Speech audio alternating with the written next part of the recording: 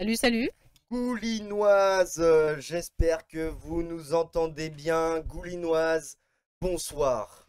Bonjour si vous êtes en replay.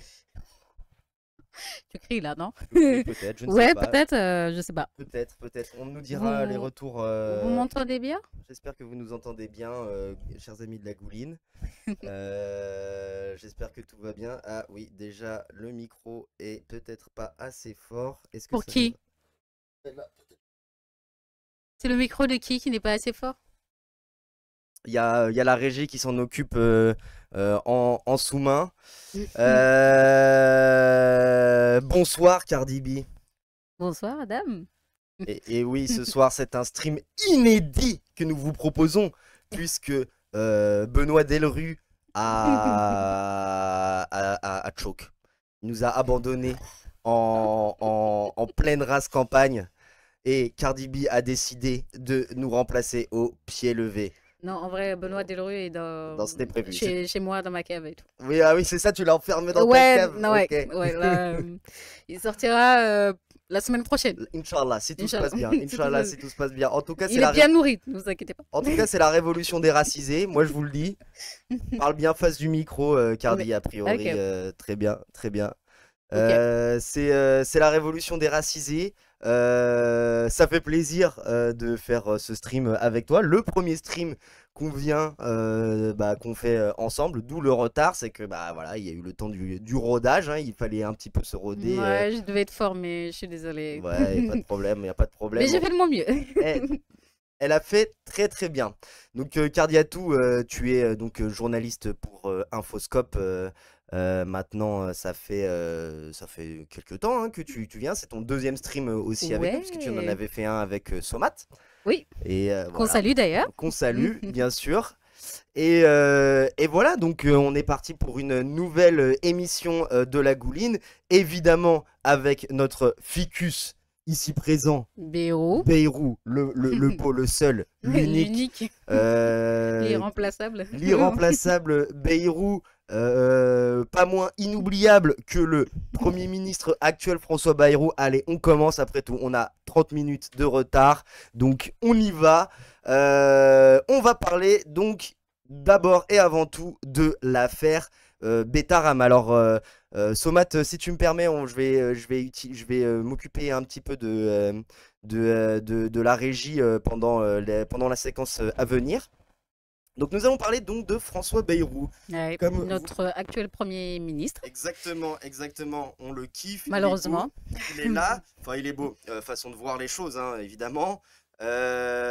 Puisque, comme vous le savez, il y a 2 semaines, François Bayrou a été auditionné par la commission d'enquête sur l'affaire Betaram, coprésidée par Violette Spilibou du groupe En Marche et Paul Vanier du groupe La France Insoumise.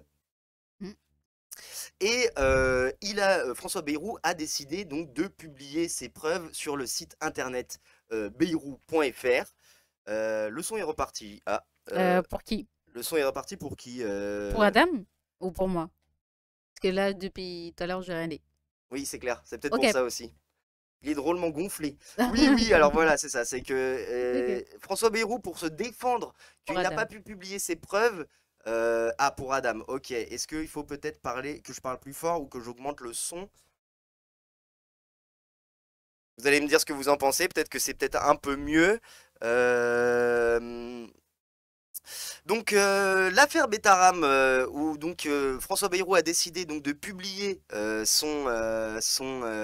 preuve. ses preuves Ses sur preuves. bayrou.fr. Le problème c'est qu'on n'a pas vu les preuves et donc du coup qu'est-ce qu'il a expliqué, comment il a expliqué ça? Eh bien en se disant victime, comme vous pouvez le voir, de cyberattaque. Attendez, au début, il faut expliquer le couac, c'est que ils avaient mis les preuves, mais il fallait un mot de passe. Oui, Personne n'avait le mot de passe. exact, Non c'est vrai, mais c'est vrai. dingue, personne n'avait le mot de passe. Et ensuite, il l'a remis sur son site pour dire, il a montré les preuves, mais en fait, il n'y avait pas vraiment de preuves. Il a rien débunké du tout. Et ensuite, quand on lui a fait remarquer qu'il y avait vraiment rien de démenti, il a dit il a été victime de cyberattaque. Ah ouais, Et ensuite, il a remis des preuves, mais c'était pas vraiment des preuves. Parce que Libération a sorti un article où ils ont en fait débunké qu'il n'y avait vraiment pas de preuves, en fait, au final. Exactement. Donc, en gros, il a rien dit. Exactement. Mais c'est cohérent sur le fait qu'il ne sait rien. Alors, Somat nous dit qu'il faut vérifier les branchements micro. Alors, on fait ça en direct. J'espère que vous nous entendez un petit peu mieux. Peut-être que je suis peut-être pas assez proche de mon micro ou trop proche, et ce qui fait que ça marche pas très bien.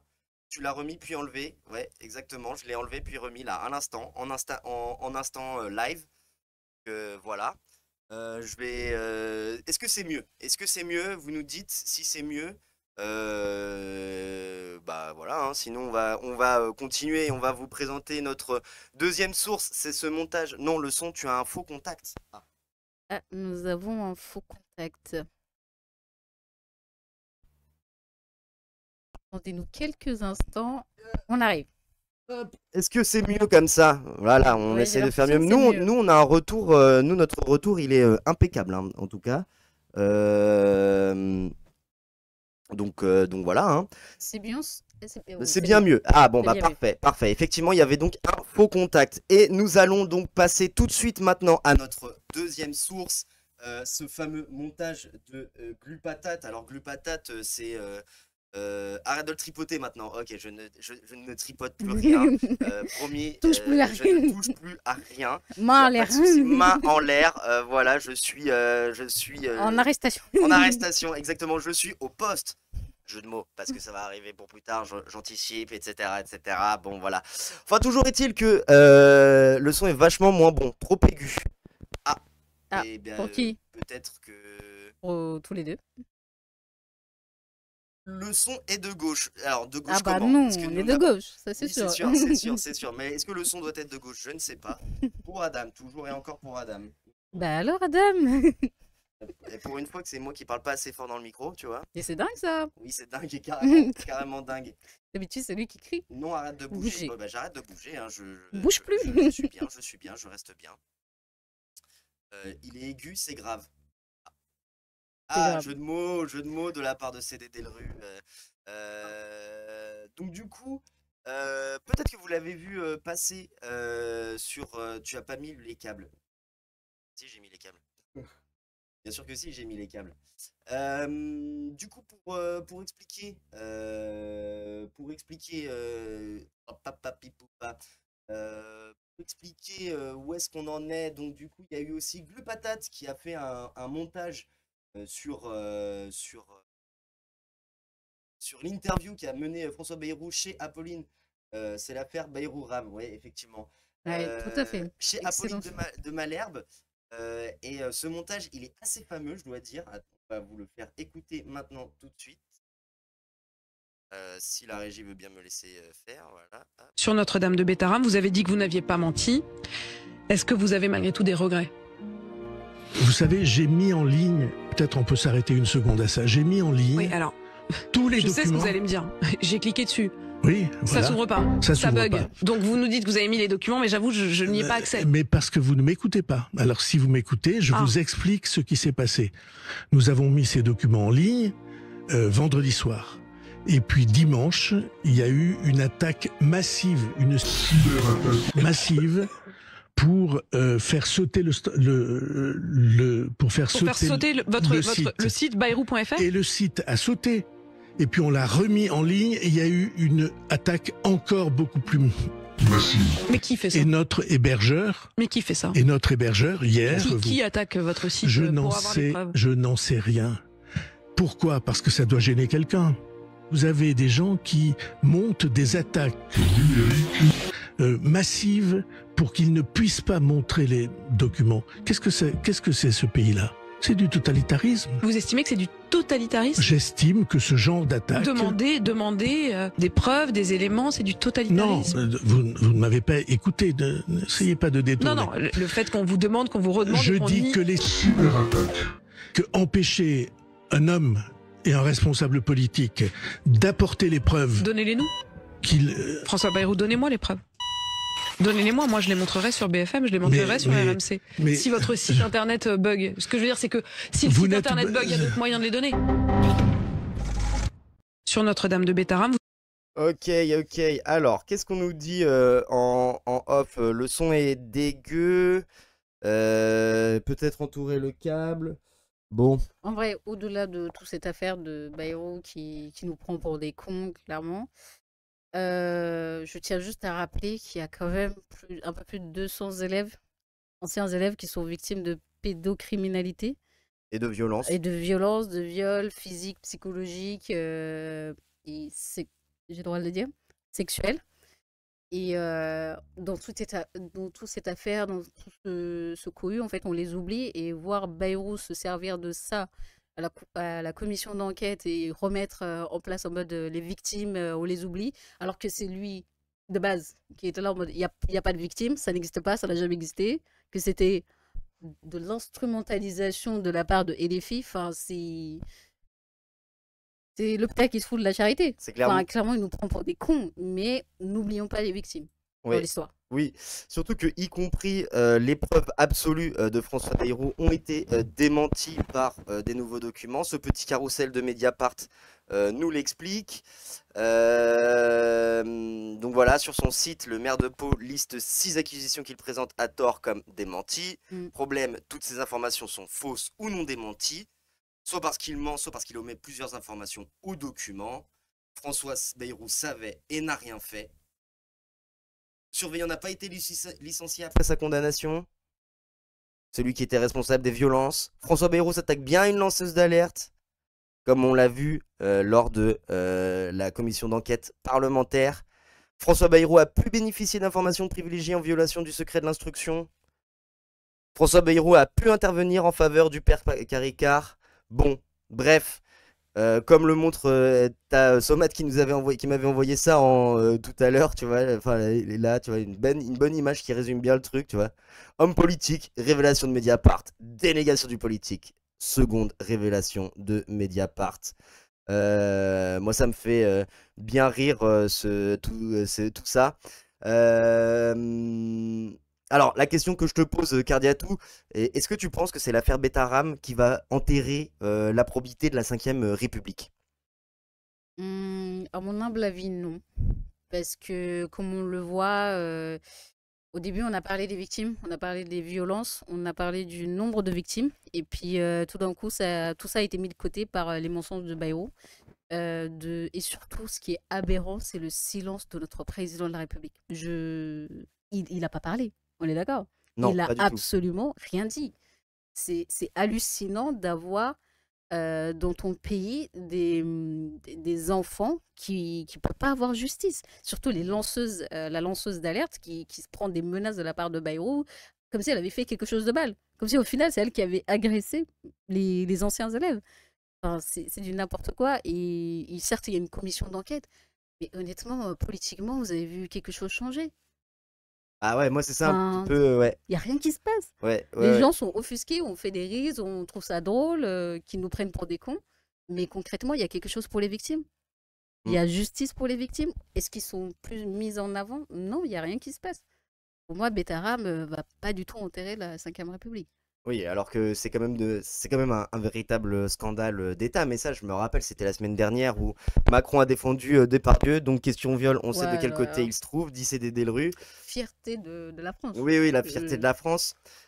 Non, mais en fait, on voit bien que cette défense un petit peu à géométrie variable des grandes causes qui sont pourtant importantes, hein. Je rappelle que Emmanuel Macron avait dit que la question des femmes, des violences faites aux femmes serait la priorité de son quinquennat précédent. Bon, on voit qu'il n'en a rien été. Comme l'écologie. Comme l'écologie, par Soit exemple. c'est écologique, soit ça ne l'est pas. Oui, Bah, voilà, c'est finalement, ça. frérot, ça ne l'est pas. Bah Donc, oui, c'est ça, tu ça ne vois. l'a jamais été. Et ça ne l'a jamais été. Et en fait, c'est ça aussi un petit peu l'une des problématiques qu'on peut avoir et qu'on constate en fait avec cette affaire-là, c'est que on s'enfonce de plus en plus dans la crise, mais en fait on se dit, en fait plus c'est gros, plus ça passe, tu vois. Ouais, c'est clairement ça. Plus c'est gros, plus ça passe. Plus c'est gros, plus ça passe, et donc voilà, bref.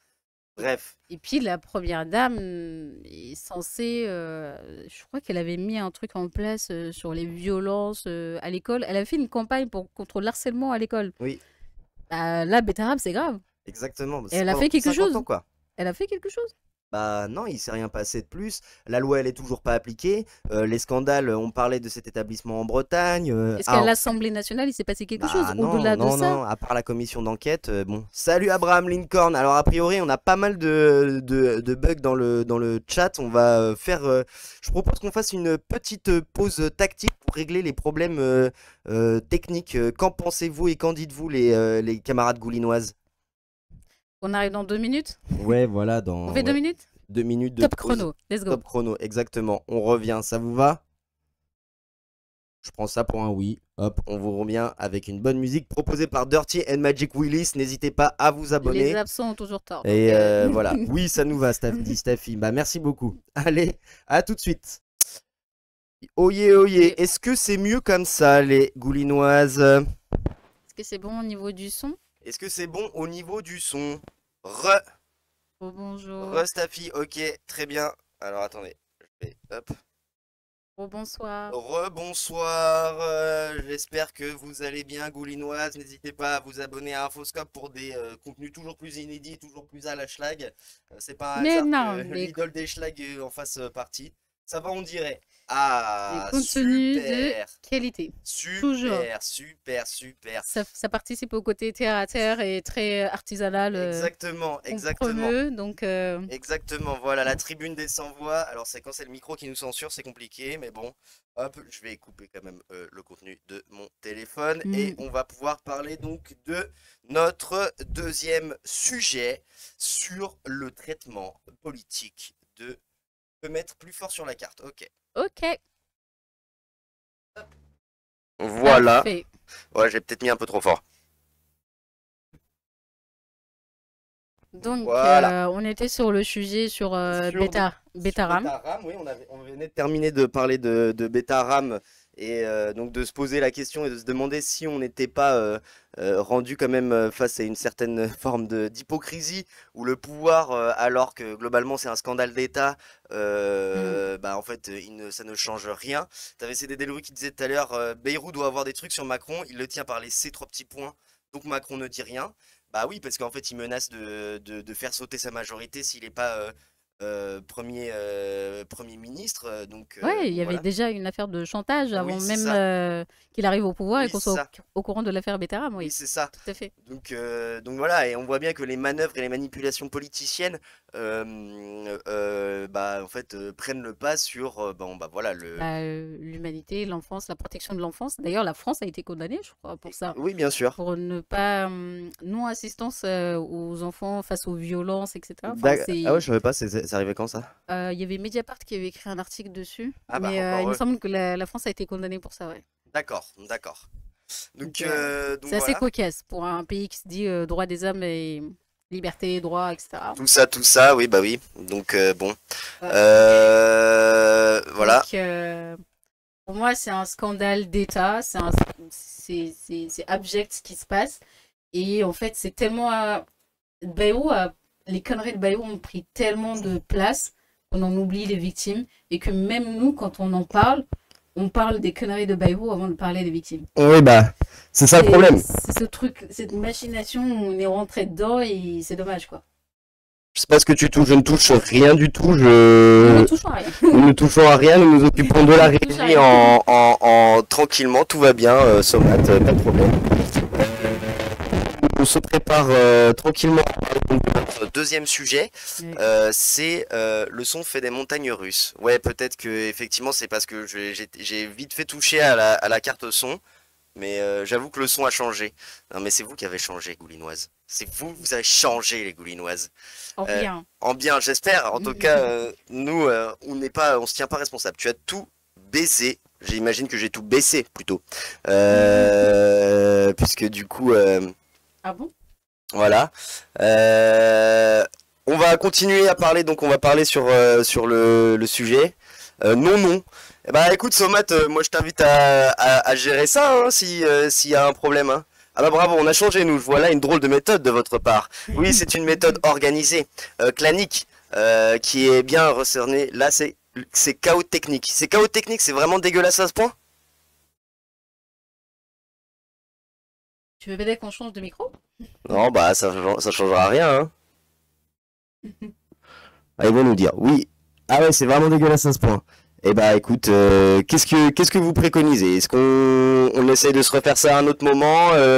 Une gouline, par exemple, demain en mode rattrapage? Ça peut arriver, hein, des fois, hein.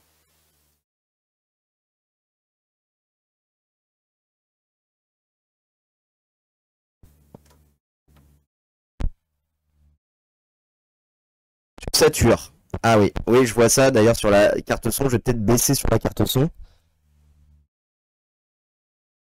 Est-ce que c'est mieux maintenant comme ça? Sur Peut-être la... c'est mieux. Ça a l'air d'être mieux sur la carte son. Voilà, je peux vous dire ce que j'ai mangé ce matin. J'ai rien mangé ce matin. J'ai bu un verre d'eau. Oh, c'est si smooth. Ah, c'est mieux là comme ça? Ok, donc touche plus à rien. Ok, bon bah très bien. Parfait, continuons. On Du va, coup, on va pouvoir continuer et parler donc. tout un autre sujet aussi grave, tout aussi grave que Betaram, la Voilà, situation à Gaza. à Gaza et notamment bah, la reprise des frappes, la reprise du génocide.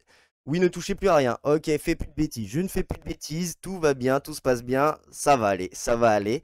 Euh, Du coup, on va vous parler donc d'un deuxième sujet, donc c'est donc sur la situation à Gaza. Donc tu avais déjà 3 semaines Edoui Plenel qui avait fait une interview auprès du média qui expliquait que sur la question de la Palestine, la France insoumise a fait le taf. Et c'est vrai que dès le 7 octobre 2023, on a entendu parler d'une voix forte, la France insoumise. Rip la carte, bah écoutez, on verra, hein, voilà. Euh, et donc du coup, sur la situation à Gaza, la France insoumise a beaucoup parlé, mais on lui a aussi reproché beaucoup ses positionnements, ses positions. Notamment, je prends l'exemple de Jérôme Gage, qui est député de l'Essonne pour le Parti Socialiste, qui accusait la France Insoumise, et en particulier Jean-Luc Mélenchon, de ne pas être très clair sur les questions d'antisémitisme.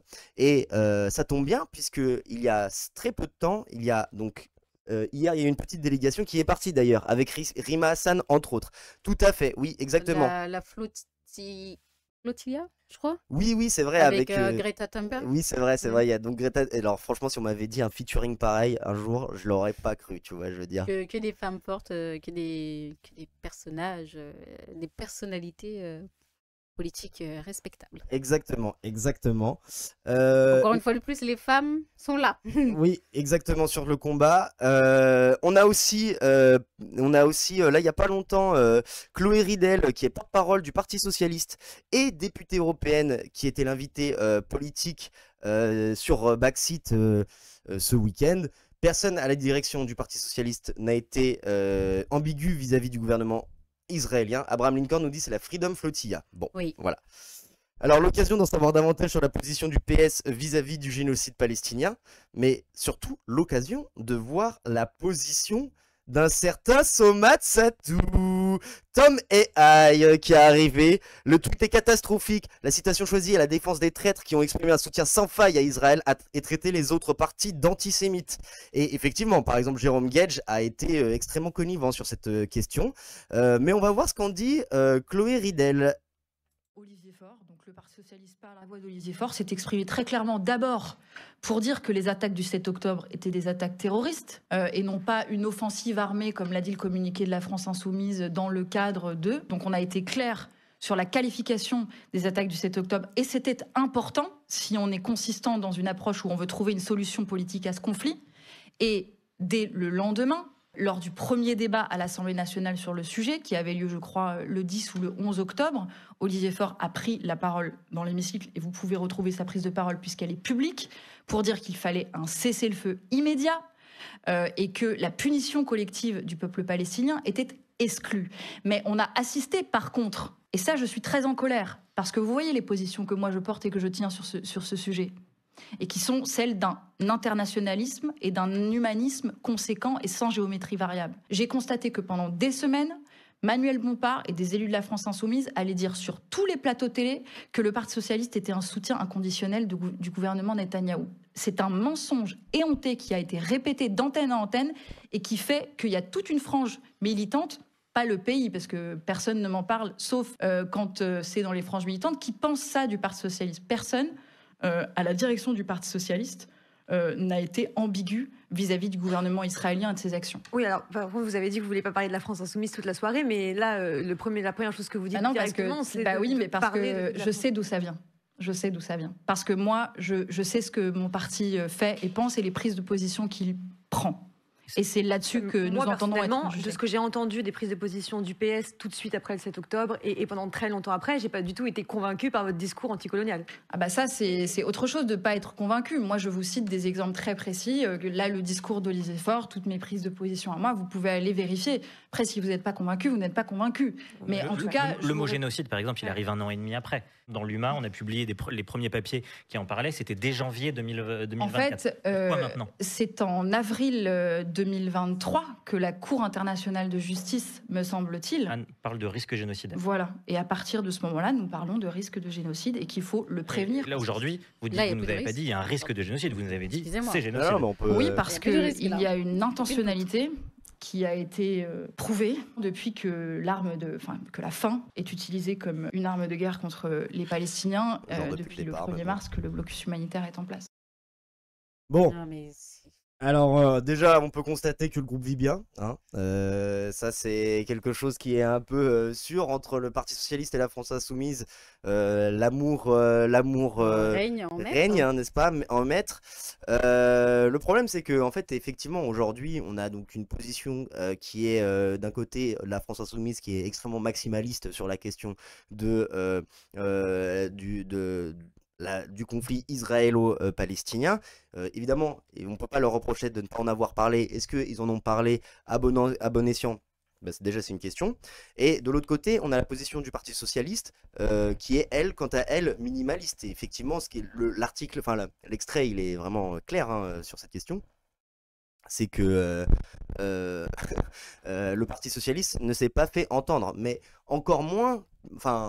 Et encore moins, parce que moi c'est la question aussi que je peux me poser, des deux autres composantes du nouveau Front populaire. Par exemple, le pôle écologiste, on les a pas énormément entendus sur la question de la Palestine. Le Parti communiste, qui est pourtant un allié de longue date de la lutte des Palestiniens, eh bien, en tout cas par la voix de Fabien Roussel, on a entendu ci et là, effectivement, dans l'école de l'humanité, mais il n'y a pas eu en tout cas de campagne extrêmement forte comme aurait pu le mener et aurait peut-être dû le mener, je ne sais pas, le Parti communiste. Moi, la question c'est bonsoir la Gouline, salut Zaza la Moule, bienvenue dans la Gouline, dans ce stream. Je suis Adam Fourage, Cardi B, voilà.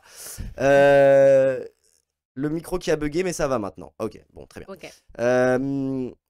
Donc la question que moi je peux te poser, est-ce que la gauche, dans son ensemble, elle a fait le job, en fait? C'est ça la vraie question, tu vois. Queen Bee, carrément. Merci, Zaza la Moule. Zaza la Moule. Merci, je ne suis pas encore au niveau de Queen Bee. Je suis juste Cardi B, rappeuse pour le moment, qui n'a pas d'album. Rappeuse goulinoise. Exact. La gauche dans... Alors, c'est la gauche dans son ensemble, quoi. Dans son ensemble, donc ça comprend PS. On va dire, ouais, PS, le nouveau Front populaire, quoi. Le nouveau Front populaire. Pour moi, dans l'ensemble, ils ont fait le taf. Oui. Et ils revendiquent l'État de Palestine. Ils parlent des violences, de génocide, de la famine, des actions de l'armée israélienne, l'armée la plus morale de l'histoire, on s'en souviendra, n'est-ce pas? Et mais je pense que le seul problème que je vois ici au niveau de la gauche, en tout cas en ce moment, c'est l'accès au pouvoir. C'est d'obliger maintenant le pouvoir à suivre, à condamner l'Israël. Parce que là, Macron, il a dit qu'il allait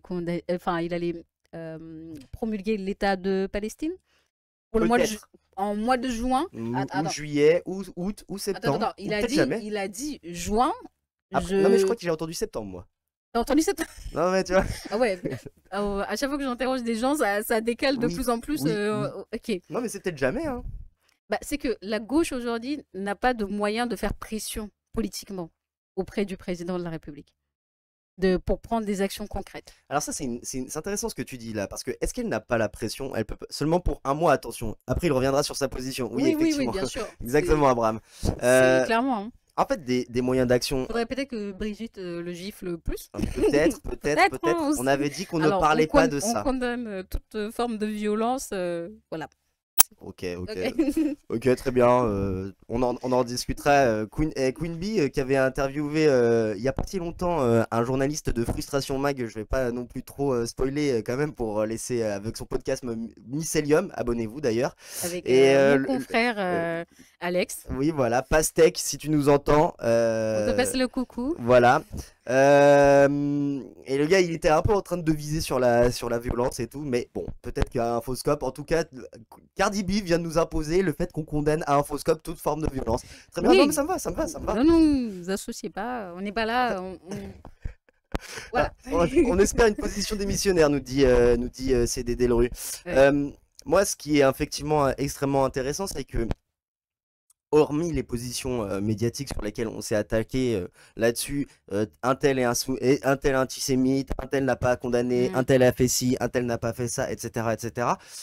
Moi, ce que je constate, c'est que en fait, on n'a pas fait vivre vraiment cette campagne efficacement sur le terrain. Ouais. Alors, il y avait évidemment. Des mesures. Il n'y avait pas eu de mesures. Il n'y a pas eu de trucs concrets où il y a vraiment eu hormis changement. les rassemblements le samedi, tu vois. Oui. Et hormis le fait que Macron pivote, quoi. C'est Oui. c'est chaud ou froid, c'est tous les jours, ça dépend sur quel pied il se lève. Voilà, exactement, c'est- exactement. Sur cette question-là, tu vois. Et Sauf que là, c'est la vie des gens. oui, voilà. Et en fait, il n'y a pas de pression par exemple. Tu vois, il y a quelques années, on parlait de boycott des investissements sanctions, la campagne BDS. Alors aujourd'hui, elle a été effectivement criminalisée, mais l'idée, c'était que tout ce qui était en lien avec Israël, les produits qui en sont, par exemple, le jus d'orange Jaffaden, hein, qui est une marque, qui est un produit, un jus d'orange marque repère, qui se vend à Leclerc, dont les oranges sont des oranges de Jaffa, en banlieue de Tel Aviv. Qui sont faites par les colonialistes, enfin en tout cas ce sont des Palestiniens exploités qui produisent les jus d'orange qu'on boit, en tout cas qu'on donne aux pauvres français pour pouvoir boire et tout. Bon bah il n'y a pas eu de campagne énormément de sensibilisation par rapport à cette question-là. Il n'y a pas eu de campagne de sensibilisation sur les entreprises françaises, par exemple, sans mauvais jeu de mots, mais l'entreprise Orange qui installe les télécoms, la téléphonie, Internet en Israël, et il n'y a pas de question de sanctions économiques, et il n'y a pas eu de pression pour qu'il y ait des sanctions économiques qui ont été faites en Israël, de la même mesure que, par exemple, la France a fait des sanctions économiques vis-à-vis de la Russie, quand Ouais, la Russie tout à fait. a envahi l'Ukraine. Donc, Avec 2 poids 2 mesures. voilà, donc là aujourd'hui il y a eu un 2 poids 2 mesures évident, il y a eu des positions, et je pense que c'est aussi ça l'un des problèmes qui fait que, tu vois, à gauche il y a eu des positions qui sont autant divergentes et que les gens se sont tellement écharpés et que la bourgeoisie a bien joué le coup de diviser entre guillemets la gauche entre des positions qui sont a priori antithétiques alors que tout le monde est finalement pour la paix, parce que personne n'a voulu parler d'une seule voix. Et pourquoi personne n'a voulu parler d'une seule voix? Eh bien, c'est pas uniquement parce que les gens ils sont gênés aux entournures en fonction de leur clientèle électorale, c'est aussi parce que il n'y a pas eu de campagne sur le terrain vraiment massive. Et à la fois c'est lié au fait qu'il y ait une criminalisation du pouvoir, mais à la fois par le pouvoir, mais à la fois ça montre aussi un peu les difficultés des organisations de gauche Il y a plus à animer quoi. d'opposition. Il n'y a plus d'opposition. Quand l'opposition arrive au pouvoir, elle fait des compromis Oui. avec le pouvoir en place. Sauf qu'on on vote pour l'opposition pour justement bousculer les choses. Oui, Là, on ne peut plus faire de compromis parce que la vie des Gazaouis en dépend. Enfin, il y a un moment où Gaza n'existera plus. Soyons honnêtes. Là, c'est voir des images tout le temps des enfants qui sont en train de se battre pour sortir des feux, des flammes, etc. Enfin, comment tu peux dormir avec ça, quoi? Comment tu peux te dire, bah, on ne peut pas vraiment utiliser le terme de génocide. Aller en plateau télévisé en tant que président de la République et dire, ce n'est pas au président de la République de définir les termes. Tu n'as pas à définir les termes parce que la Cour européenne des droits internationaux a déjà défini les termes. C'est un génocide. alors la Il y a Cour plus de... européenne, il y a aussi la Cour internationale, la CPI, Cour pénale Et internationale. le fait que aussi l'Israël soit présent culturellement Oui. dans le paysage et en France, qui est quelqu'un, je crois qu'il y a un artiste qui a appelé à tuer tous les Gazaouis, etc., qui a pu se produire en mois de mai. Ah, pour l'Eurovision? Ouais. Oui, oui, oui. Non, non, qu'il avait pu se produire un concert à Paris. Ah oui, d'accord. Ça n'a pas été boycotté. Mais, Oui. enfin, je sais pas. Mais il y a c'est- effectivement, par exemple, la présence à l'Eurovision d'Israël, Ouais, donc dans les voilà. compétitions de foot de clubs israéliens, notamment, Et par exemple. culturellement, c'est impactant, c'est important qu'il soit présent sur le paysage. Il n'y a pas eu de sanctions. Et Enfin, encore une la fois. culture est importante. Donc, Et encore une fois, la question, elle n'est pas de se dire aujourd'hui, est-ce qu'on doit résumer les Israéliens à la politique d'Israël? Non, non, Non, le non. débat n'est pas là, en fait, si tu veux. Le débat n'est Au absolument pas contraire, on là-dedans. pense vraiment que les premières victimes, enfin moi, à titre personnel, je pense aussi que celles qui sont victimes aussi en premier chef de la politique israélienne, ce sont les Israéliennes et les Israéliens. Ils ne sont pas d'accord. Voilà, Avec qui sont pas Netanyahou, tout d'accord, le monde qui n'est sont pas d'accord avec lui. criminalisés, ou qui sont victimes de la propagande, voire du bourrage de crâne. Par exemple, le service militaire, il est pour les hommes et les femmes inclus et il dure 3 ans. Donc évidemment, tu as moins de recul sur ce qui se passe à ce propos, surtout dans une culture autant impérialiste que l'est Israël, et en particulier l'Israël du Likoud et de Netanyahou. Et nous, pendant ce temps-là, donc du coup, pendant qu'on ferme les yeux sur Israël, la Palestine, le génocide, on invente des débats assez incroyables sur la question de l'islamophobie, de l'entrisme frériste. Et je prends l'exemple là, il y a pas longtemps, au Festival de Cannes, il y a eu des manifestations du peuple israélien pour demander aussi un cessez-le-feu, nous dit Ouais. Abraham Lincoln. Mais bon, une fois de plus, c'est pas le peuple qui décide, mais les dirigeants et fatalement l'argent, évidemment. C'est parce que derrière L'argent dirige le monde. Exactement, exactement. Et c'est un Et fait. c'est pour ça que les boycotts sont importants. Oui. Donc, continuer à boycotter. Starbucks, ça a bien marché pour Starbucks. Parce que Oui, je oui, crois mais même que pour Coca-Cola ou ils vont McDonald's. fermer des boutiques. Oui, oui, oui, mais même Coca-Cola et McDonald's, Ça a bien fonctionné. ça a Donc, posé problème, quoi. continuez à boycotter. Mais et pendant ce temps-là, ne laissez pas votre flemme vous dire oh, c'est bon, cette fois-ci, je consomme là parce que j'ai la flemme d'aller plus loin, etc. Non, continuez à boycotter. Ça a de continuez. l'impact. Surtout quand il existe des alternatives Ouais. aussi chères, quoi. Oui. Donc voilà, c'est toujours la même chose. Mais bon, pendant ce temps-là, nous, on va inventer des polémiques un peu stériles. Et par exemple, Christiane Kelly, qui est présentatrice sur CNews, a trouvé le nouvel agent des frères musulmans en la présence de la sœur Léna Situation. Tintin.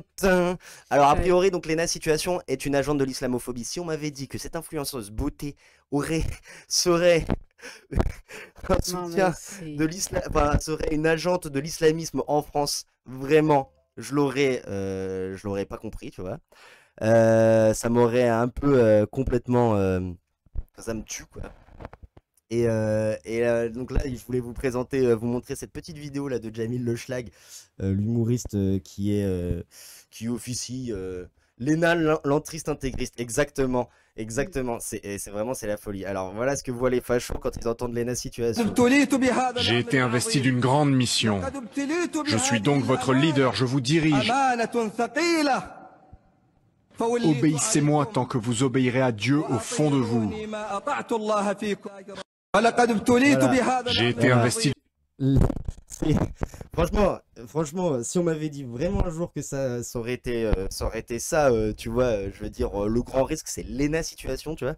Vraiment, c'est. Enfin, Et tout chaud, ça quoi. est parti de sa tenue Oui, oui, oui. au Festival de Cannes. Exactement. D'une simple tenue. Je croyais que les femmes avaient le droit de s'habiller comme elles voulaient. Une tenue un peu ample. En plus, tu savais que Léna était musulmane? Enfin, tu crois que Léna est musulmane? Et est-ce que ça nous concerne? Mais oui, mais C'est déjà, ça la voilà, on question. s'en Est-ce fout. que ça nous concerne? Est-ce que ça change quelque chose à notre vie de savoir quelle est sa Exactement. religion? Exactement. Donc là, pour moi, cette attaque est trop facile, c'est trop. Enfin, surtout qu'il y avait d'autres femmes qui étaient habillées comme ça.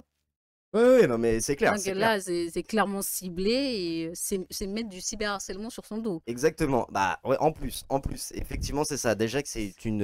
Et elle est déjà ciblée par du cyberharcèlement, Oui, donc oui. en plus de ça, c'est de la jeter sous les roues, en fait, pour ne pas dire grand-chose, en fait. Et Au c'est. final, c'est quoi le point? Bah, le point, c'est qu'en fait, aujourd'hui, c'était une consigne du défilé. Ah oui, de quoi? De s'habiller genre Ah oui, ralamoule ou truc la comme ça? consigne du Festival de Cannes pour cette année, c'est de ne pas avoir de vêtements amples Ah, pour d'accord. les femmes, pour des robes Ah oui, très, d'accord.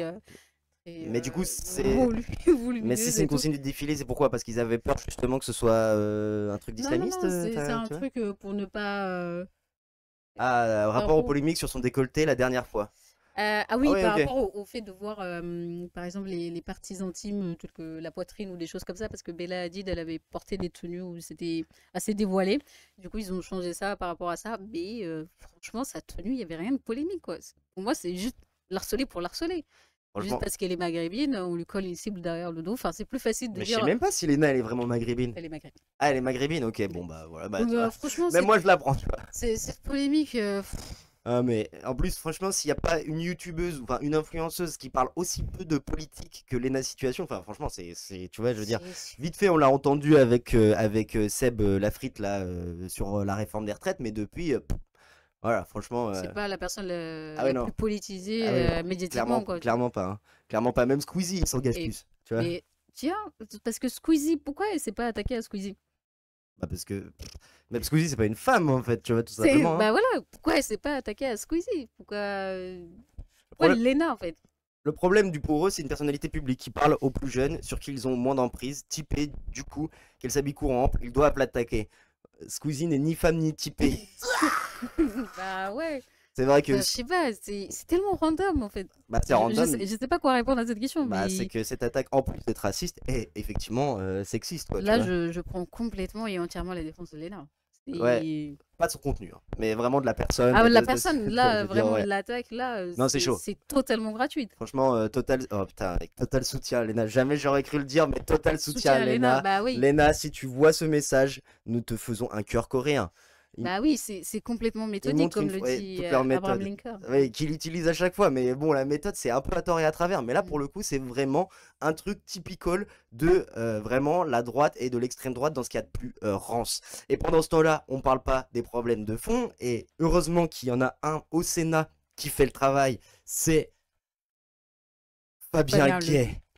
Notre poteau, notre gars sûr, celui qui est déjà présent dans Un pognon de dingue, notre documentaire qui est disponible sur YouTube. Alors Fabien Gay, lui, il a eu l'occasion, lors des questions au gouvernement, d'interpeller le ministre de la Justice, Gérald Darmanin, l'horrible, l'infâme Darmanin qui, n'oubliez pas, veut réintégrer le bagne de Cayenne. Alors il dit que c'est une prison de haute sécurité en Guyane. Mais bon, non, globalement, c'est la même chose. C'est un bagne, c'est un camp. Et on va l'écouter et on va pouvoir en discuter de ce que ça représente aussi. Tellement pertinent à chaque fois. C'est vrai. Même quand il parle de rugby, tu vois. Même quand il parle de rugby. Un truc de ouf.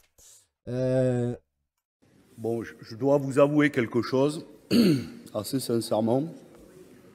J'ai hésité à venir ce matin. Et je dois vous avouer que j'ai un peu honte collectivement. La question n'est pas le mariage entre un Français, une Française et un étranger, une étrangère en situation irrégulière. Quand on fait d'affilée Mayotte, remise en cause du droit du sol, la laïcité dans le sport, restreindre l'AME ou encore bientôt le débat sur restreindre les prestations sociales, je pense que vous donnez à chaque fois le point à l'extrême droite. Vous pourrez faire toutes les lois d'interdiction, restreindre. Il y a deux choses que vous ne pourrez jamais enfermer. La liberté de penser et la liberté d'aimer. Mais sérieusement, vous faites une proposition de loi comme si c'était un problème. Je le dis sincèrement, personne ne m'a jamais parlé de cette question. Nourrissons pas un fantasme. Un homme ou une femme qui se marie avec une personne en situation irrégulière n'ouvre pas automatiquement le fait d'avoir un titre de séjour. Sincèrement, c'est trop. Et si nous continuons sur cette pente et à ne pas s'occuper des véritables problèmes, la question du réchauffement climatique, la question sociale, dans 3 ans, nous serons confrontés à un autre problème. Et là, vous porterez une responsabilité et permis que ces idées, elles prennent place dans la société, mais aussi dans cet hémicycle. Voilà. Merci, mon cher collègue. Allez, abonnez-vous à Fabien Gay, partagez tout ça, le frérot. Franchement, c'est fort ce qu'il dit. Moi, ce qui me fait dire, donc, dans une autre méthode, là, donc le dernier, je vous invite à écouter le dernier Rhinocéros, donc le contenu disponible sur Blast, présenté par Lumi et Usul. Voilà, sur l'entrisme, frérisme, l'offensive complotiste et islamophobe. Bravo Fabien Gay, donc Fabien Gay qui est donc sénateur communiste et directeur de l'Humanité. Et donc là, c'est le moment de vous dire abonnez-vous à Infoscope, abonnez-vous à l'Humanité si vous voulez, mais abonnez-vous quand même à Infoscope, d'abord et avant tout. Je me suis régalé sur ce Rhino, exactement. Et en plus, sur ce Rhino, il pose vraiment la question qui est vraiment, genre, pour moi. Fais le déroulé de la description. Oui, on va pouvoir faire, si vous voulez, je vous fais le déroulé de la description. Ouais, vas-y. Voilà, présenté comme choc. Le rapport de l'entrisme sur l'entrisme des frères musulmans ne s'avère pas si accablant que ça, mais peu importe ce qu'il y a sur ce rapport, l'important c'est que sa médiatisation allait créer un moment où on allait tous pouvoir ensemble, sereinement, discuter de comment on sauve la République en rendant les musulmans moins visibles dans l'espace public. Donc vraiment c'est l'enjeu quoi. Et en fait le truc c'est que aujourd'hui ils ont de moins en moins de mal à cacher que les méthodes qui sont les bonnes vieilles méthodes, comme l'explique d'ailleurs Fabien Gay, hein, les méthodes les plus rances qu'on avait à l'époque des années 30 quand on insultait ou on accusait les juifs de tous les mots. Ouais. Il y a même un commentateur sur CNews, là vous le verrez sur la vidéo, qui parle de 5e colonne, tu vois, la 5e colonne. Non mais les gars, est-ce que vous vous rendez pas compte, enfin quand je dis les gars, hein, c'est pas vous les goulinoises, mais c'est vraiment la bourgeoisie, les éditocrates, les politiciens médiocres et tout, que c'est exactement ce vocable-là qu'on utilisait pour parler des juifs dans les années 30. Et en fait, forcément, ça pose la question de est-ce que l'islamophobie, et donc c'est la question que je vais te poser, Kariatou, est-ce que l'islamophobie, c'est pas en quelque sorte l'antisémitisme du 21e siècle? Je pense que oui, c'est l'antisémitisme du 21e siècle, sachant qu'on réutilise le même vocabulaire. C'est du coup, on déplace cette fenêtre de. Enfin, sachant que les gens. Aujourd'hui, l'histoire, est-ce qu'on a des gens au pouvoir qui ont un révisionnisme de l'histoire? Parle dans ton micro, je pense qu'après ils vont.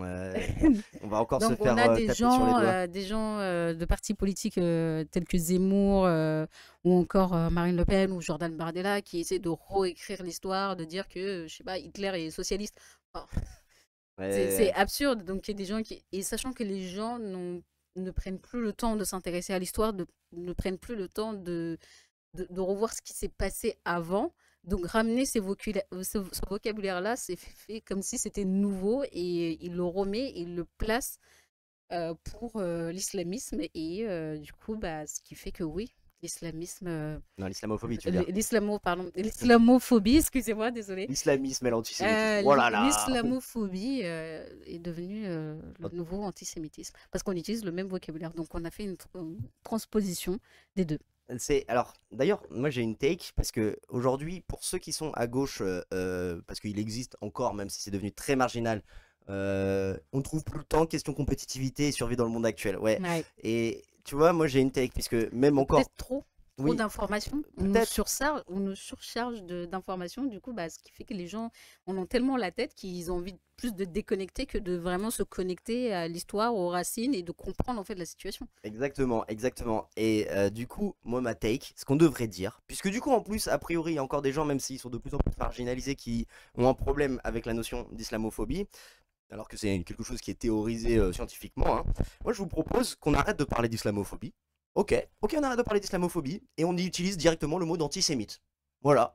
Parce qu'en fait, c'est la même chose. Parce qu'en plus, c'est ça qui est intéressant et qui montre un petit peu le manque de culture générale de ces personnes qui sont pourtant pour la plupart des lecteurs de la Bible.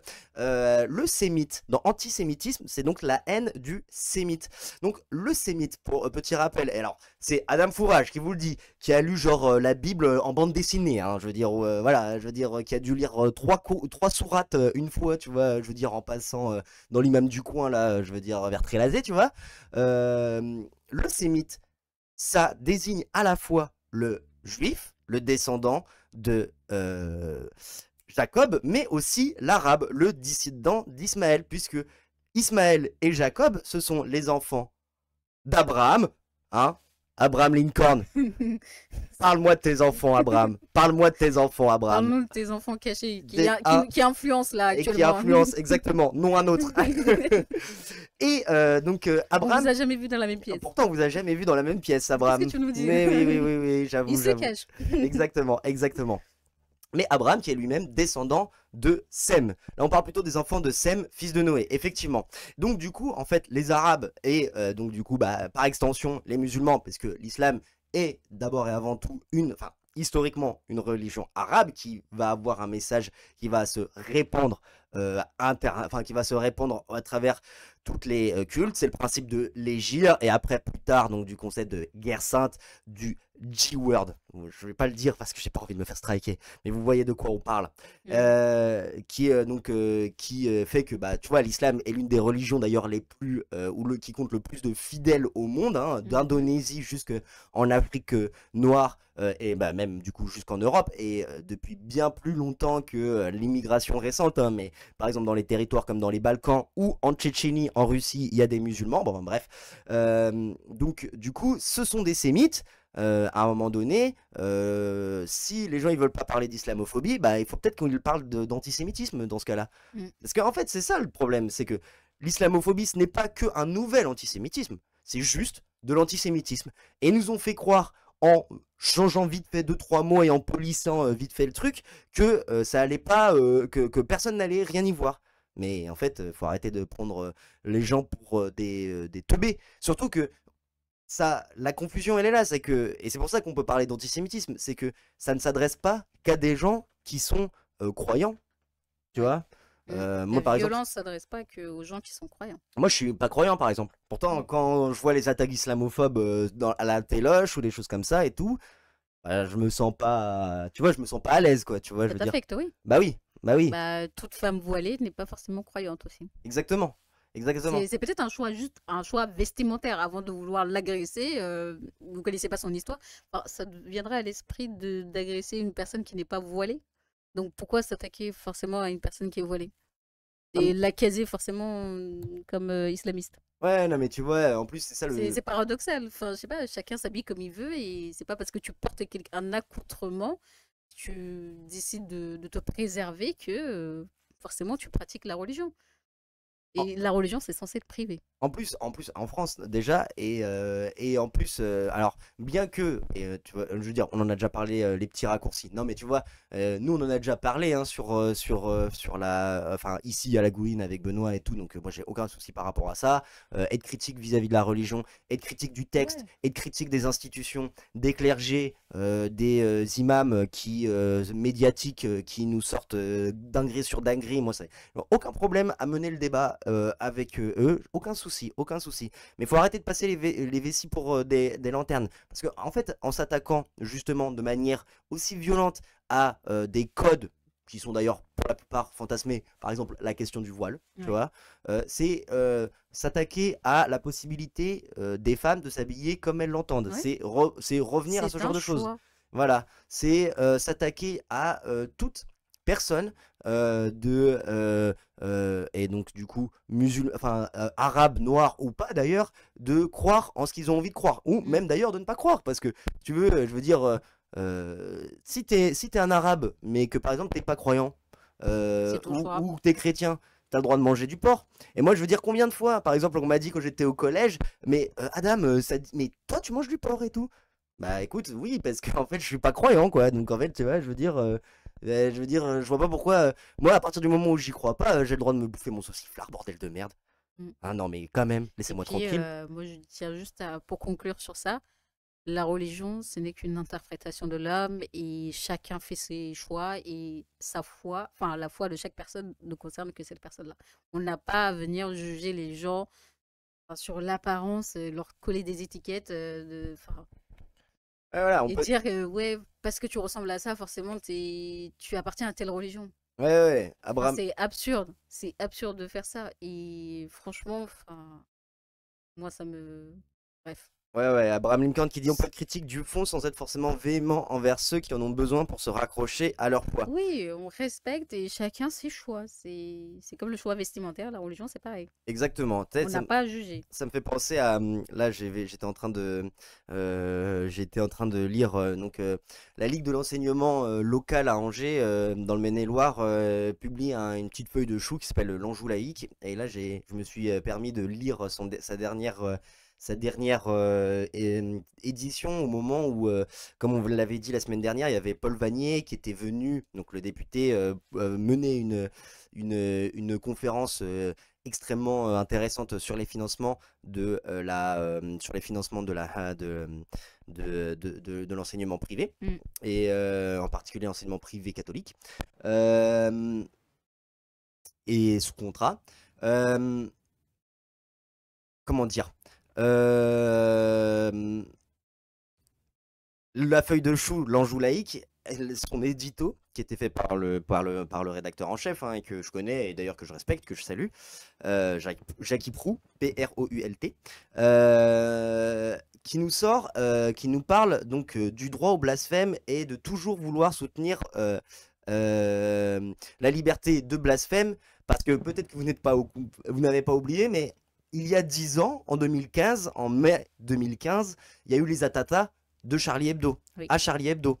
Et donc du coup, bon, forcément, ça a été quelque chose qui a été très traumatique, pour plein de gens. Mais moi, je suis désolé, encore une fois, je veux dire, avec tout le respect et moi, c'est ça aussi qui fait chier, parce que moi, je suis pour la liberté d'expression totale. Il est évident, le droit à blasphémer si on veut, mais par contre, insulter des gens et les amalgamer à ça, et ça a été quelque chose enfin, moi je peux pas soutenir, et c'est pas au nom de principes et au nom de valeurs que ça doit changer, parce qu'il y a des principes et des valeurs qui sont plus importantes que le droit de blasphémer, par exemple. C'est le droit de respecter l'être humain, l'obligation même, le devoir de respecter l'être humain est pour moi supérieur au droit au blasphème. Tu as le droit de blasphémer à partir du moment où tu respectes autrui. Enfin, c'est le concept de base de la liberté. La liberté commence là où s'arrête celle de l'autre. Et à partir du moment... Ta liberté. Oui, exactement. Tu vois, CDD Delru nous dit, ils veulent interdire le voile sous prétexte de laïcité de l'État. Alors que justement, la laïcité de l'État, c'est laisser chacun faire sa religion à sa mode.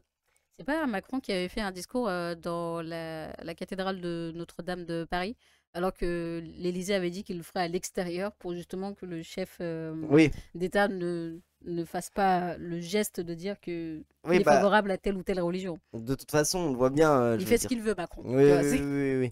Et du coup, ça joue tout à fait sur ce jeu de ce deux poids deux mesures, du coup, avec par exemple l'Église catholique. Laïcité, c'est quand ils veulent. Oui, non, mais bien sûr. Et évidemment, ça avantage toujours qui? Les cathos, quoi. Et on le voit très bien avec Bétaram, encore une fois. Et donc, tu vois, tout est dans tout. C'est un peu la bouffe, Rotaillot qui est parti participer à des cérémonies religieuses. Bien sûr. Rotaillot qui est même un catholique notoire, mais comme Bayrou d'ailleurs. Stérin. Évidemment. Pierre-Édouard Stérin, qu'on salue. Voilà. Apparemment, il est en danger en venant en France. Et Vincent Bolloré, évidemment. Pense à ta sécurité, Stérin. Bernard Arnault, beaucoup sont Christophe Béchu, le maire d'Angers, je crois qu'un jour il a dit qu'il se sentait plus catholique que tu vois, républicain, quoi. Bon, enfin, bref.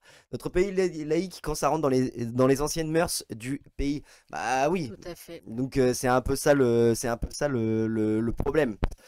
Donc voilà, ça fait de la peine un petit peu de voir ça, mais toujours est-il que on va pas laisser les choses se faire, qu'aujourd'hui ça pour moi peut-être ouverture, c'est qu'aujourd'hui ça montre bien si il y a aussi une forte attaque de la part de la droite et de l'extrême droite sur les notions de laïcité, de racisme, etc.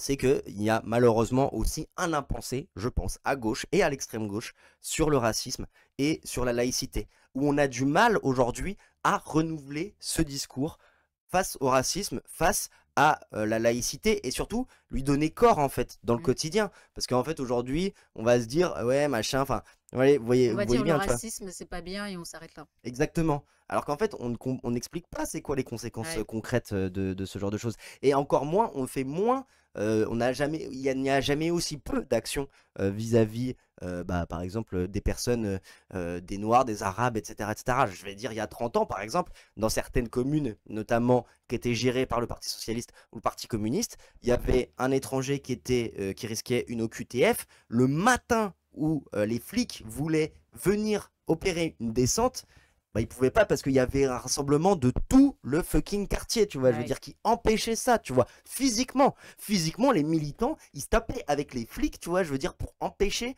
un rapt, quoi, tu vois, je veux dire, et d'expulser dans des prisons qui sont horribles avant d'être envoyés dans le charter et tout. Et ça, aujourd'hui, c'est des choses qui n'existent malheureusement plus tant que ça. Alors, évidemment, on va dire qu'il y a encore, cette culture-là, en particulier dans les syndicats. La CGT a par exemple une section syndicale CGT sans papier. Pareil pour la CFDT, c'est gros sauce. Mais voilà quoi, aujourd'hui, malgré tout, on ne met pas en cohérence avec ça. Et d'ailleurs, on le voit bien avec l'ampleur des débats qu'il y a. On a encore du mal, où on s'écharpe un peu, à savoir est-ce qu'on doit parler d'islamophobie, est-ce qu'on doit parler d'intersectionnalité, est-ce qu'on doit parler de racisé, etc., etc. Mais à la limite, ça c'est juste du débat sémantique quoi, tu vois. Moi, le problème que je vois avec tout ça, c'est qu'on cloisonne le débat. Oui. On cloisonne autant mentalement, médiatiquement que physiquement, en fait. On leur dit, bah, c'est votre faute. On martèle tout le temps. Toute la journée, c'est de votre faute, c'est de votre faute, c'est de votre faute. Et ces gens-là finissent par y croire qu'en fait, c'est de leur faute. Ce qui arrive. Qu'ils ont bien cherché. En fait, une femme voilée qui se fait agresser dans la rue, elle va avoir peur d'aller porter plainte. Parce qu'en fait, au final, est-ce qu'on a vu des condamnations très lourdes en termes de violence raciste? Bah, genre vite fait, quand il y a eu... Genre prison ferme, genre 5 ans, amende Ouais, très élevée. quand il y a eu un gars quand il y a un gars qui a tué un musulman dans une mosquée, ouais. À ce moment-là, quoi. Genre vraiment quand c'est Parce que devenu... c'était médiatisé, enfin, le gouvernement ne pouvait pas cacher, enfin, on ne peut pas nier le fait qu'il il y a islamophobie là, même si Rotaillot a quand même réussi à dévier la question. Oui, oui, bien sûr, bah, bien Et sûr. notre propre président aussi. Bien Donc, sûr, bien sûr. Non mais c'est ça qui est fou, quoi. toujours des tactiques. Mais moi, le problème que je vois, c'est plutôt l'isolation. L'isolement physique, mental, médiatique et de faire marteler constamment que ces populations-là, c'est leur faute. C'est à eux de changer et c'est pas aux politiques de changer. Exactement. C'est leur violence, pas le nôtre. Abraham Lincoln, hypocrite? Non, jamais, mais protéger l'enseignement privé catholique, même s'il y a des caricats, oui. Blague. Et attention à l'entrisme, c'est pas la religion d'État. On est censé ne plus avoir de religion d'État, on n'a pas eu la même des eaux. Non mais bon, en fait, aujourd'hui, c'est ça. Et encore une fois, moi, c'est ce que je dis, parce que quand je vois aussi, tu vois, la feuille de chou, là, de l'Anjou laïque qui dit, ouais, le droit au blasphème, bah moi aussi, ça me fait un petit peu honte, tu vois. Ah oui, j'avais pas vu le monde politique vent debout par Aboubacar Cissé. Exactement. Et enfin voilà, tu vois, je veux dire, et tu vois, moi c'est ça qui me fait donc du coup un petit peu chier par rapport à ça, parce que encore une fois, je suis assez attaché moi à des valeurs telles que l'athéisme, tu vois, et je pense que malheureusement le débat il est tellement saturé sur la question de faut-il croire ou pas croire ou machin, etc., que en fait enfin ces positions-là, ils sont pas des positions marginales, hein. Je veux dire, il y a de plus en plus de gens enfin, il y a de moins en moins de gens en France qui croient en quelque chose, hein. Je veux dire, c'est des faits sociologiques, année après année, que bah voilà, la croyance dans les religions du livre, elle diminue. Toute communauté confondue, dans les communautés catholiques, dans les communautés juives, dans les communautés musulmanes. Et en fait, voilà, donc du coup, en fait, il y a de moins en moins de gens qui, mais en fait, ne comprennent pas ce débat, tu vois, je veux dire. Et pourtant, on est tout de suite renvoyé à cette notion-là. Et aujourd'hui, bah, effectivement, c'est pourquoi? Bah, tu vois, pour diviser et mieux régner. Et le monde politique, lui, il se trouve vite fait vent debout pour Aboubacar Cissé, mais enfin en tout cas c'est, tu vois, je veux dire, il faut attendre 72 heures pour vraiment une vraie condamnation de la part du ministre de l'Intérieur par exemple. Et il l'a pas fait vraiment. Mais là, Parce qu'il aurait eu vraiment des mesures concrètes pour protéger cette communauté et dire que voilà, je vous ai entendu et Mais là, en Et fait, on. je comprends votre douleur. Non, il a rien fait. Il a juste fait un post, un tweet, voilà, comme il se réveillerait en slip calbar. Vas-y, Exactement. je fais Ouais, le ouais, tweet et puis basta, tu vois. On me exactement. lâche la grappe et c'est bon, j'ai fait mon taf, quoi. Exactement. Et tu vois, et en plus, moi, c'est ça qui me fout en Mais rogne. le manque de respect, enfin, plus j'en parle, plus c'est hallucinant le truc. Donc, Isolement qui se retrouve aussi lors des élections où l'islamophobie pousse toutes les personnes typées vivant cette violence étatique toute l'année à se ouais, sentir illégitimes lors des votes qui s'apparenteraient à absolument. des prises de parole. Non mais ça c'est un Absolument, vrai Abraham truc. Lincoln. Je suis absolument d'accord avec toi, y compris, tu vois, moi je le vois Les bien. législatives, Bah, c'était réel. Faire exactement. des porte-à-porte, et vraiment, ces populations ne savaient même plus, enfin, ils savaient même pas comment voter parce que ils vont pas voter, ils vont pas appliquer leurs droits parce qu'on leur dit que bah, restez dans votre coin en fait. Oui, oui, Vous avez oui. rien à faire ici. Oui, oui. Alors que quand C'est même, bon vent en fait. C'est vraiment ça l'idéologie. c'est un truc de ouf, alors que, y compris, donc ils se sentent délégitimés, ils se sentent même dépossédés, Oui. à tel point que maintenant, et là tu vois, je veux dire, l'histoire d'Aboubacar Cissé, c'est ça, c'est qu'en fait on en est arrivé, là c'est pour ça qu'on parle d'antisémitisme des années 30, aujourd'hui, il y a des gens, ils se font tuer, ils se font buter, pour une religion à laquelle ils sont supposés appartenir. Ouais. Non mais, je veux dire, c'est, ouh, est-ce que, allô, allô, allô, allô, est-ce qu'il y a des gens qui, non, tu vois, je veux dire, ça choque personne, tu vois, vraiment ça choque personne, de se dire qu'il y a des gens qui se font mourir, qui meurent, tu vois, et je veux dire, enfin, C'est absurde. non mais, Non, vraiment, on est sans voix. ouais, je veux Vraiment, dire, c'est ça. c'est un On truc, est sans c'est voix. un truc de, un truc de starbé, ce qui nous fait dire, bah, ma petite Cardi Et B. c'est pas parce que plus on en parle que on en parle bien. En fait, Oui. il y a il y a ce truc-là aussi, c'est que les médias disent ouais, on parle des musulmans, blablabla, etc. Après la mort de Abou Bakar Cissé, paix à son âme, et toutes mes condoléances à sa famille. C'est pas parce qu'on en parle beaucoup qu'on en parle du bien et qu'on montre, enfin, l'importance du débat et qu'on donne des mesures concrètes en fait. Les médias jouent beaucoup là-dessus aussi. Ouais, ouais, C'est-à-dire, c'est pas parce que tu mets la lumière dessus que concrètement tu l'as fait de la bonne manière et que tu montres vraiment tous les problèmes et les vices du truc, quoi. tu vois, là, il y a Somet qui est un petit peu sous un autre angle, mais qui nourrit la conversation pour moi. Le fils spirituel de De Villiers, donc Bruno Retailleau, traite les émeutiers de barbares pour la Ligue des Champions. Ah ouais, non, mais ça, c'est Non mais, dur. Aboubacar qui se remet dans les mots donc du fils spirituel de Villiers en Abouba, cet individu. Voilà, le ministre de Ouais. l'Intérieur est même pas capable de Bah, dire son nom. c'est déshumanisant de ne pas être capable de dire le nom correctement. Non mais, C'est de dire, ah bah c'est pas important en fait. C'est C'est- pas grave. est-ce que tu as suivi par exemple un peu Twitter là pendant, enfin sur la Ligue des Champions, pendant la finale de la Ligue des Champions, tu vois? J'ai juste vu le tweet fabuleux de notre ministre de l'Intérieur, oui, de l'Intérieur, qui disait que c'était des barbares Ouais, qui ouais. étaient à l'extérieur en train de fêter. Mais alors, C'est tout ce que j'ai vu. ce qui me fait dire que quand même, première, La source pure. Je suis allée C'est- chercher à la source pure. on vit un truc de ouf. On parle quand même d'un club. Enfin, je veux dire, ça fait 14 ans que Paris et en partie la France attend un peu cette victoire de la Ligue des Champions. Et d'ailleurs, bravo au PSG d'avoir gagné cette Ligue des Champions. C'était un match molto bene, bravissimo, bravissimo. Et j'aurais aimé qu'on parle de sujets beaucoup plus que de ce qui se passe après. Mais du coup, aux scènes de liesse populaire tout à fait légitime qu'on a fait, parce que en fait, en réalité, je veux dire, pour moi, c'est pas ce qui s'est passé à la base, c'est pas plus grave que ce que j'ai. Moi, en 2018, lorsque la France gagne en Coupe du Monde, je suis tellement rabat que je me jette sur les voitures et tout, machin. Ouais, Parce que carrément. je veux T'étais dire, fou à ce point-là. non mais je veux dire, on était calma le footix. Non mais tu vois, en fait aujourd'hui, ça devrait être la consécration des footix quand même, tu vois. Je veux dire, ça devrait être vraiment la consécration des supporters de foot, tu vois. Et énième hypocrisie de Macron qui a dit que pendant les JO, fallait pas politiser le sport. et là, Mais qui a fait une récupération politique de la victoire du PSG, mais là, et surtout des qui était là débordements, au premier tu vois. plan. Non mais et en plus après les débordements, enfin je veux dire c'est quand même honteux parce que du coup on a fait passer ça au second plan, ces émeutes et ces centaines d'arrestations, machin, etc., etc. Enfin, je veux dire, les gars, enfin, vous vous rendez compte, tu vois? Je veux dire, ils traitent émeutiers comme des barbares, Bruno Retailleau. Mais c'est Ouais, lui, mais- c'est lui le ministre de l'Intérieur. Enfin, je veux dire, c'est lui qui est censé être responsable de la sécurité et du fait que ça se passe bien, tu vois, je veux dire. Donc en fait, Mais s'il c'est- fout le bordel, c'est un peu de sa faute, tu vois. À un moment donné, c'est, tu vois.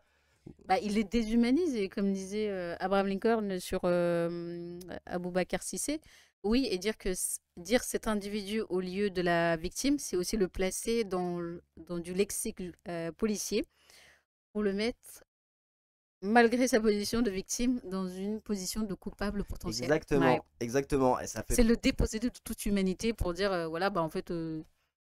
il a mérité en fait la violence qu'il a eue, quoi. Oui, oui, oui, oui, Donc oui. tu peux pas avoir de compassion, tu peux pas avoir d'identification si t'as pas vraiment le nom qui va avec. Oui, oui, oui, oui. Il essaye de dire, surtout de dire qu'en 1998, il n'y avait pas eu d'émeute dans la Coupe du Monde. Spoiler alerte, c'est faux. Somat Satou est tellement un ancien qu'il a connu la Coupe du Monde 98. Toi, Cardi B, t'as même pas connu la Coupe du Monde 2018. T'es même pas né. Ouais, t'étais pas né, hein. J'étais pas Est-ce née. que t'as déjà entendu parler de Zinedine Zidane? Bah oui, On quand y même, était. quand même. Non mais Euh, voilà, tu vois, je veux ouais. dire, enfin c'est pareil, hein, je veux dire, on peut même parler de 1993 avec la victoire de Marseille en Coupe d'Europe. J'ai envie de dire, la Canebière, elle était en feu et en sang pour la victoire de l'OM, tu vois, je veux dire, en 93. Et à ce moment-là, on n'en avait pas fait tout un état des lieux. Après, on peut se poser. J'y étais, Gandalf. J'y étais. Oui, ben oui, je vois Abraham Lincoln, c'est Bilbo le Hobbit. C'est peut-être un peu Bilbo le Hobbit. À méditer, à méditer. La Méditerranée. À Méditerranée, oh, pas mal, pas Carrément. mal. Et Alors, avant de passer à l'article, à l'article, oui, on veut peut-être parler de. Vous voulez peut-être parler. Tu veux peut-être parler de la cagnotte, là, vite fait? bah, la fin de leur monde, justement, tout ce qu'on a parlé ici, de la politique de Macron, du déni démocratique, du pouvoir d'opposition, de la fatigue des militants. Ça, ils se regroupent dans un super documentaire produit par Infoscap, le 5e. Incroyable, futur banger. Ouais, c'est le cinquième. Le c'est le 5e, c'est le 5 doigts de la main, hein. Oui, oui, Unis, effectivement. hein. Oh, terrible. On est des gamins. Ouais, ouais, ouais. Donc n'hésitez pas à nous soutenir Et donnez de l'argent, donnez-nous de la force, abonnez-vous. pour qu'on puisse produire du travail de qualité. Exactement, exactement. Si Même la- si sans, on produira quand même du travail de qualité. Exactement. Oh, puis ça fait un peu de sel, un peu de schlagisme, tu vois. Finalement, est-ce qu'on passe pas un bon moment quand même, les Goulinoises? Malgré ce bordel organisé Après, sans nom. un like, un tweet, un commentaire, c'est tout aussi bien. C'est C'est clair, du soutien, c'est donc clair. n'hésitez pas à diffuser autour de vous l'idéologie d'Infoscap. On est des prouveurs, nous. On a besoin de vos likes. On a besoin de vos likes. Comme dit Jean-Luc Mélenchon, dans la meute, faites-vous aimer. Et bah, Ouais. faites-nous aimer, s'il vous plaît. On a Et- besoin de vous. Et en parlant de meute, Oh là là là là, l'article, Elle transitionne. Les chiens de garde contre la meute. exact. Par Adam Fourage. Bon, alors pour ceux qui sont en interne, ils se demandaient, mais c'était pas Adam Fourage qui devait rédiger et tout. Bon, on a eu un problème, un petit contretemps, mais voilà, on a un article, les chiens de garde contre la meute. Petite critique sur donc là il est disponible maintenant, il vient de sortir, hein, voilà, les chiens de garde contre la meute. N'hésitez pas à commenter, à liker, ouais, carrément, carrément. à retweeter. À retweeter cet article, donc un peu pour vous en expliquer un peu ce qu'on a fait. Pourquoi par cet attaque? Pourquoi la meute? C'est quoi la meute déjà? Alors, ok. La meute, c'est donc un ouvrage qui est réalisé par Charlotte Belaïch et Olivier Perroux. Donc Charlotte Belaïch qui est journaliste à Libération et Olivier Perroux qui est journaliste au Monde. Donc la meute, en fait, franchement, si vous vivez dans une grotte, je veux dire, je sais pas comment vous êtes passé à côté de la meute. 52 000 exemplaires ont été écoulés, donc best-seller intergalactique, intersidéral, interspatial et tout. Mais voilà, la meute, c'est une enquête donc de 2 journalistes politiques, donc Charlotte Belaïch et Olivier Perroux, sur les méthodes et le fonctionnement de la France insoumise, qui ne fonctionne que pour l'ego d'un seul et unique être humain, Jean-Luc Mélenchon. Jean-Luc Mélenchon, ce méchant qui utilise la violence et la secte et les dérives sectaires pour maintenir son emprise ultra toxique avec sa copine Sophie Chirou et ses lieutenants qui sont en fait ses vassaux, Mathilde Panot, Clémence Guettet, Paul Vanier, Adrien Quatennens. Adrien Quatennens, bouh. Tu peux tous les citer, c'est ça? Mince, je m'en vais l'acheter alors. Alors, Voilà, c'était exactement ce qu'on voulait dire. Donc, ce qu'on avait dit la semaine dernière et ce qu'on avait dit cette semaine aussi. Hop, hop, hop, hop, hop. À celles et ceux qui critiquent le livre, même sans l'avoir lu, vous avez raison. Il Ouais, faut c'est bien aller lire l'article pour savoir pourquoi. Voilà, Vous voilà. avez raison de ne pas l'avoir chez vous. De ne pas l'avoir Ou dans chez vous. votre bibliothèque, Adam Lincoln. Oui. Pas encore. Un portrait robot des néo-nouveaux chiens de garde, jeu de mots avec voilà, Gilles Balbastre, tout ça. Donc, Mais globalement, si tu devais nous faire un synopsis. un synopsis de l'article. Ouais. Alors du coup, en fait, c'est un article pour moi, La Meute. C'était quoi ta problématique et pourquoi tu l'as écrit Ouais, pourquoi alors, c'est intéressant?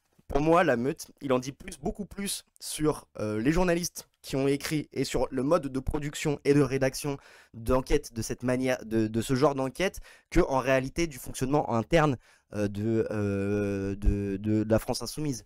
Aujourd'hui, on parle beaucoup, et c'est les questionnements qui sont soulevés souvent, même surtout à gauche, de quelle est la place de la violence. Je suis devenu Adam Lincoln, on a fusionné. Avec plaisir, fusionnons, mon petit Abraham, fusionnons. Bon, bref.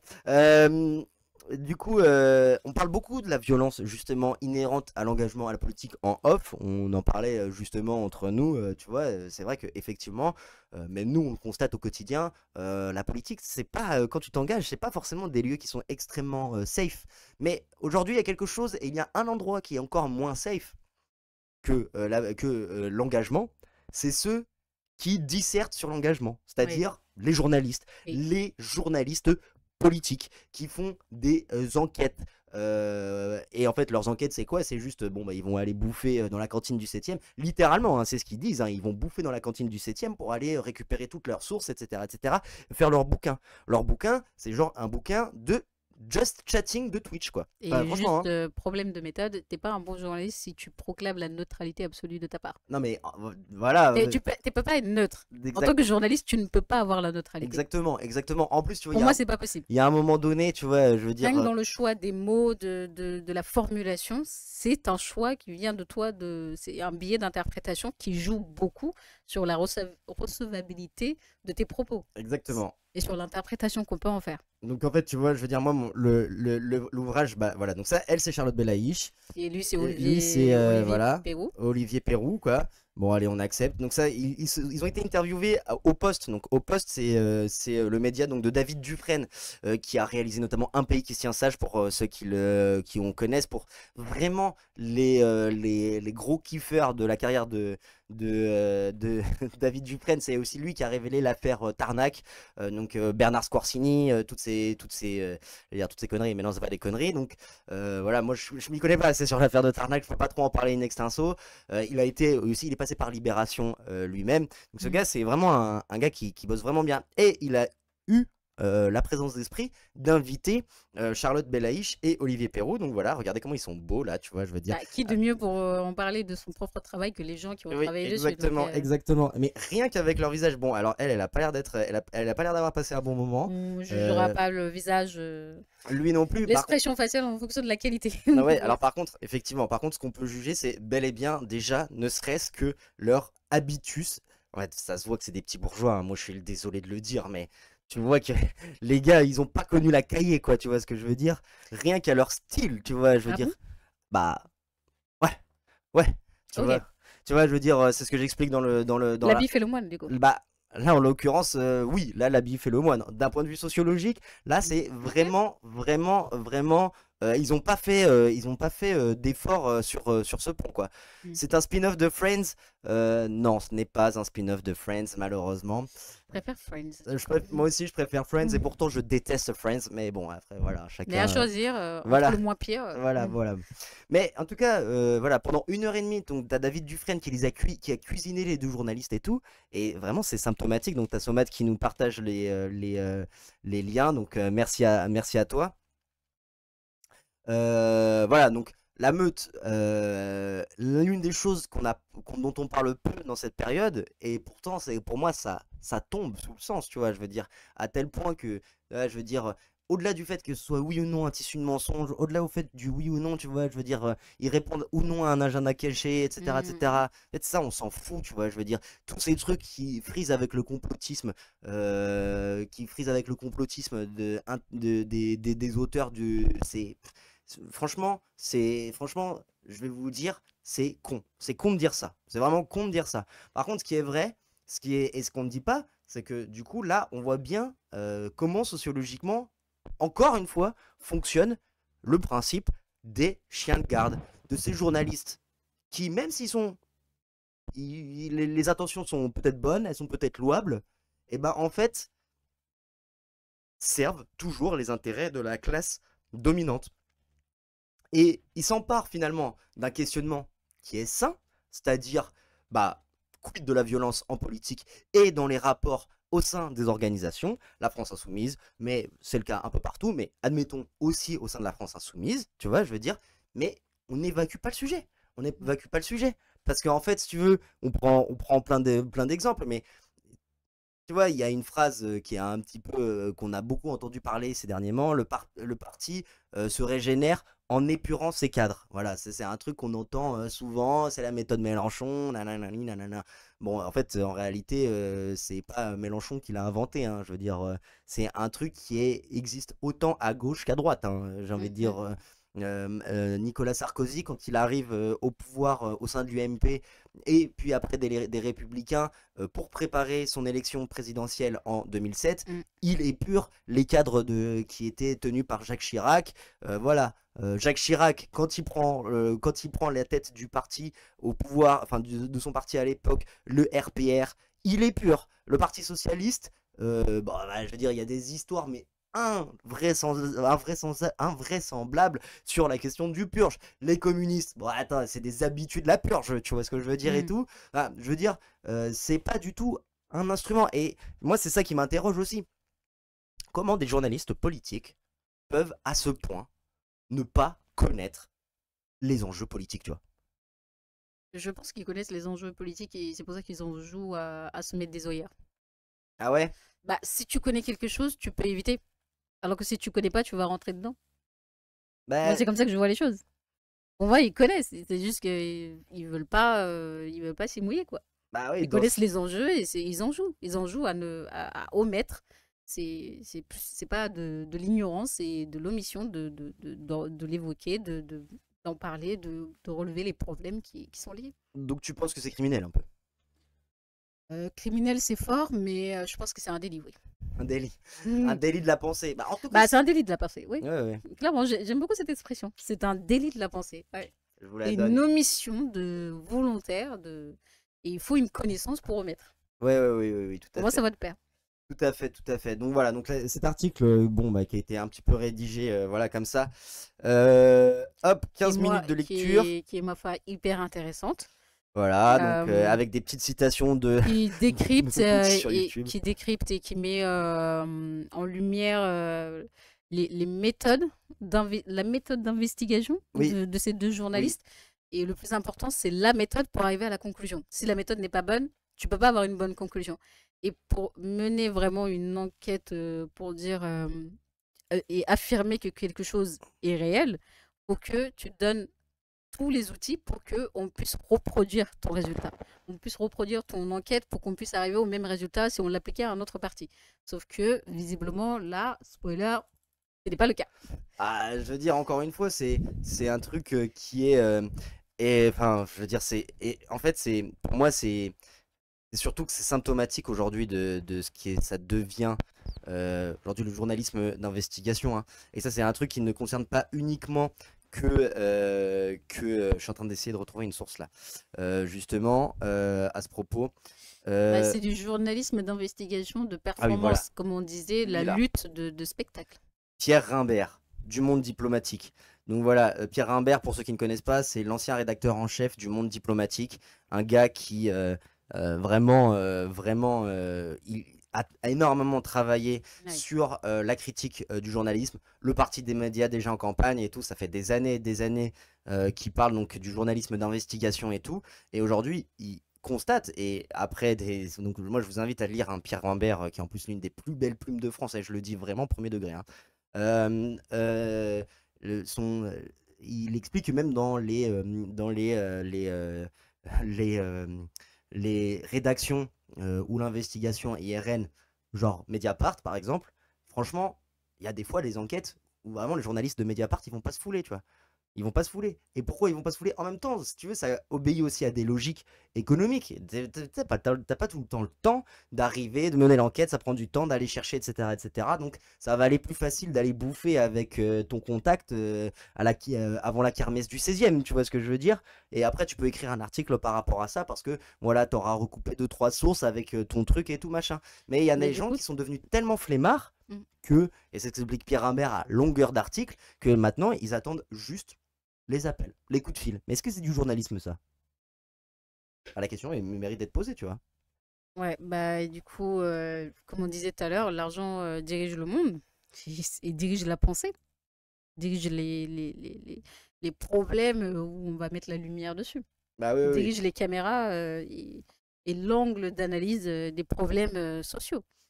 Tout à fait. Donc voilà, donc Donc c'est... n'hésitez pas à soutenir les médias indépendants, c'est super Voilà, important. ah ouais. C'est pour la liberté de penser et pour préserver du journalisme respectable. Donnez-nous du bif, voilà, Adine.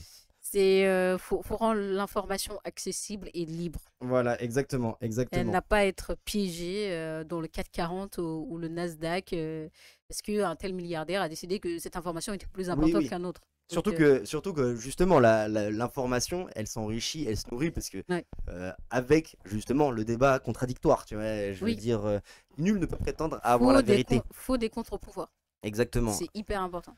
Mais là en termes de contre-pouvoir, bon, on en est Contre-pensée, contre-pouvoir, contre-décision. contre tout, envers et contre tout. En tout cas, nous on va continuer à taffer.